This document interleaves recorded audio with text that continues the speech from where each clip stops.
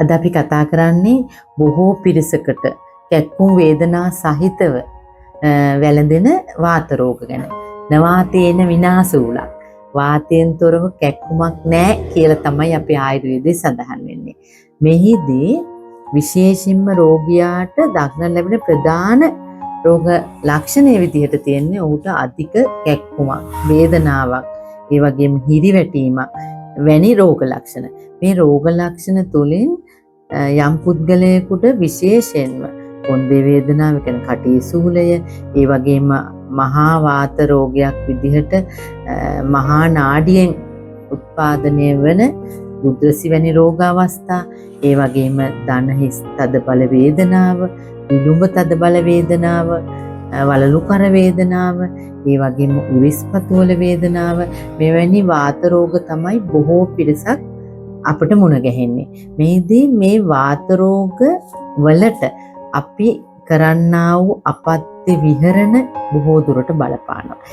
වාත රෝග ඇතිවීමට හේතු විදිහට අපිට පෙන්වා දෙන්න පුළුවන් කටු රූක්ෂ ආහාර අනුභවය, වැරදි ව්‍යායාමය, වේග ධාරණය, වැරදි විදිහට බර ඉසලවීම, ලේ ගමනාගමනයේ දෝෂ ඇතිවීමට හේතු වෙන කාරණා සිද්ධ වීම බොහෝ විට අපිට මේ සඳහා බලපානවා. අප ස්ථානයට පැමිණෙන රෝගියා අපි නිවැරදි රෝග නිర్ణයකින් අනතුරුව අපි ඔහුට අවශ්‍ය වන්නා වූ ඖෂධ ප්‍රතිකාර මෙන්ම සත්කාරද ලබා දෙනවා. මෙහිදී සර්වාංග වාත රෝග අවස්ථාවක් නම් රෝගියාට තියෙන්නේ අපි බොහෝ විට සම්පූර්ණ ශරීරයේ අවශ්‍ය තෛල වර්ගය ආලේප කරලා ඉතාම හොඳ සම්බාහනයක් ලබා දීලා වාෂ්ප සේද එහෙම නැත්නම් ස්ටීම් බාත් ලබා දීම තුළින් ඒට සහනයක් අරන් දෙන්න පුළුවන්.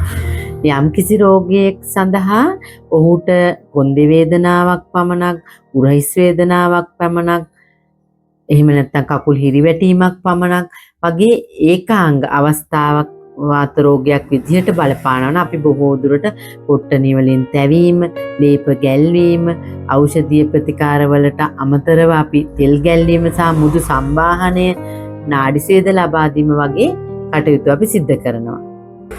අපි අද කතා කරන මේ වාත රෝග යන රෝගී අවස්ථාව සඳහා බොහෝ විට රෝගීන් යොමු වෙන්නේ අපිට බොහෝ කලක් ගත වෙලා. මොකද මූලික අවස්ථාවේදී ඔවුන් අපේ ප්‍රතිකාර වලට යොමු වෙන්නේ නැහැ. මොකද බොහෝ විට සුළු සුළු ප්‍රතිකාර මගින් සෝයා බලාපොරොත්තු වෙන උන් කාලය ගෙවනවා.